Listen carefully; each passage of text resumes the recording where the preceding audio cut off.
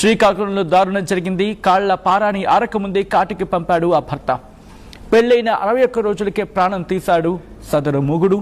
అదనపు కట్నం కోసం వేధించి చంపేశాడంటున్నారు తేజశ్రీ తల్లిదండ్రులు. విజువల్స్ మీరు చూస్తూ ఉన్నారు. తేజశ్రీ విజువల్స్ అవి.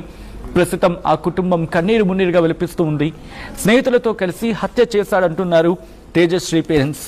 పద్మశ్రీ అనే మహిళతో సోమేష్ కు వివాహితల సంబంధం ఉంది. పద్మశ్రీ కోసమే తేజశ్రీని చంపేశాడంటూ ఆ తల్లిదండ్రులు చెప్తూ ఉన్నారు. ఇంజనీర్ అని కూతుర్నిచ్చి పెళ్లి చేస్తే నాశనం చేశాడు, తన బతుకుని నాశనం చేశాడు, తనని చంపేశాడు అంటూ బాధిత కుటుంబం ఆరోపిస్తుంది.